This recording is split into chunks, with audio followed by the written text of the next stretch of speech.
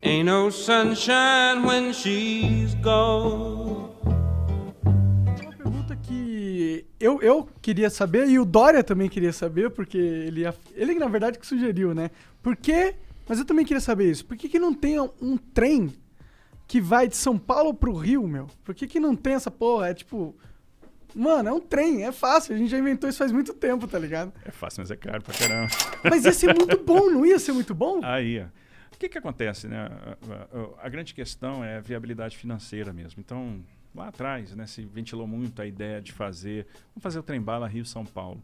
A licitação do projeto do trem de alta velocidade que vai ligar Rio de Janeiro, São Paulo e Campinas vai ser dividida em 2 etapas. A decisão da Agência Nacional de Transporte Terrestre, a ANTT, foi anunciada hoje após nenhuma empresa enviar proposta para participar do processo. E o que não fez esse projeto prosperar? Uma incerteza muito grande do ponto de vista de engenharia, então tem uma questão topográfica para você vencer. O trem ele precisa se acomodar, né, a determinados raios de curvatura, volume, inclinações de rampa, enfim. Então, isso torna a obra muito cara. A gente está falando de uma obra que não se sabia exatamente quanto é que custava, mas na ordem ali de, sei lá, 40 bi, talvez até mais. Para isso funcionar, você precisa ter headways muito baixos, ou seja, a distância entre trens muito pequena, e trabalhar sempre com ocupação máxima e com valores de tarifa altos. E aí você percebe o seguinte: hoje, a grande limitação para a gente ter trem de passageiro no Brasil é que a gente ainda não percebeu que não é tarifa que remunera o serviço que vai botar um projeto desse de pé. Por exemplo, a gente está fazendo muita concessão ferroviária. Retomamos o transporte ferroviário no Brasil. Pô, legal. E todo mundo me pergunta, que é um desejo do brasileiro. Essa sua dúvida é a dúvida do brasileiro geral. Todo mundo pergunta, pô, mas e o trem de passageiro? Eu quero andar de trem. Todo mundo tem esse desejo. Acho que o pessoal vai lá para fora, ou a turma mais antiga andou de trem de passageiro no Brasil. Todo país desenvolvido de verdade tem uma malha ferroviária incrível, né? Exato. Faz parte do desenvolvimento de um país. Se você pegar as nossas concessões, não tem vedação ao transporte passageiro. Ou seja, o concessionário poderia operar passageiro. Por que ele não opera? Porque eu vou suprimir capacidade da via, né? Vou subtrair alguns pares de trem-dia daquela via, e é uma operação que não vai gerar receita, né? Porque é muito melhor estar operando carga, dá muito mais dinheiro, né? Torna o negócio muito mais atrativo. Sempre quem governa a operação é a operação de passageiro, por causa da questão de segurança, etc. Existe então, um trem de carga que vai de São Paulo para o Rio? Existe. Ah, existe? Existe a linha da MRS que faz Rio de Janeiro e São Paulo. Entendi. Então, o que a gente precisa para dar esse passo na direção do trem de passageiros? Perceber que as operações, e uma coisa que o americano percebeu no século XIX, que as operações de passageiro vão ficar de pé a partir do momento que a gente aprender a explorar as receitas acessórias, que a gente conjugar operações de real estate, operações imobiliárias com a exploração da linha. Entendi.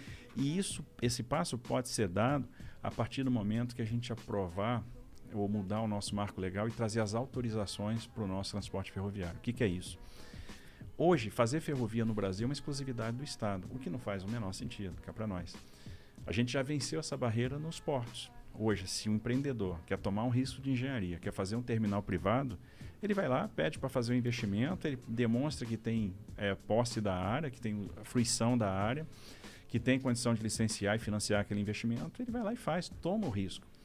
A gente deu essa virada de chave em 93, com a nova lei dos portos, e em 2003 nós demos outra virada de chave importante, que foi, olha, o porto privado vai poder também operar carga de terceiro e não só carga própria. Foi um boom. O que acontece? Hoje, 2/3 da carga movimentada nos portos brasileiros é movimentada em terminais privados. Os terminais privados superaram muito os portos públicos. Que legal, isso é da hora. Então, isso é muito bacana. E aí, a mesma coisa, esse mesmo passo a gente tem que dar no transporte ferroviário. Por exemplo, se o cara quer tomar risco de engenharia e ele tem um plano de negócio, às vezes, bilionário, por que ele não pode fazer a ferrovia dele? Vou dar um exemplo. Nós temos papeleiras, indústrias de celulose do Mato Grosso do Sul, com investimentos de 15 bi, 10 bi. Por que o cara não pode usar 2,5 bi e recuperar a Malha Oeste e fazer o transporte dele de ferrovia para o Porto de Santos? Que a logística de celulose do Mato Grosso do Sul para Santos é de caminhão. Ou por que ele não pode fazer um ramal de Aparecida do Taboado, onde ela vai se conectar com a Malha Paulista até Três Lagoas? Isso assim, a gente está falando de um ramal de 1 bilhão e pouco. porque ele não pode fazer, porque é exclusividade do Estado. É o marco legal que define o marco isso. legal. Então a gente precisa romper isso. Existe alguma movimentação para mudar o marco legal? A gente está trabalhando para mudar esse marco legal. Como que é para trabalhar para mudar o marco legal? Como que a gente muda essa porra? Nós encaminhamos, né, e patrocinamos um projeto de lei no Congresso. Que ele ainda não andou, não está andando. Se ele não andar, a gente tem a opção também de uma medida provisória, que talvez seja uma questão de urgência agora, a gente promover investimento. Eu acho que uma das soluções para a pandemia é a gente jogar investimento, porque o nosso desafio a partir de agora vai ser gerar emprego. Com certeza. Então, quanto mais investimento, mais emprego, e é uma forma de a gente dar esse passo. No século XIX, de 1854 a 1913, nós tivemos um boom ferroviário no Brasil, com ferrovias autorizadas, todas privadas. Por que elas se tornaram públicas? Porque elas quebraram na década de 30, com a crise de 29, a crise do café, e o governo foi lá e encampou essas ferrovias que tinham dívida com financiadores. Nos Estados Unidos, até hoje, as ferrovias são privadas, então as ferrovias são autorizadas. Por isso lá eu tenho 7 grandes operadores ferroviários e eu tenho 600 operadores de short lines.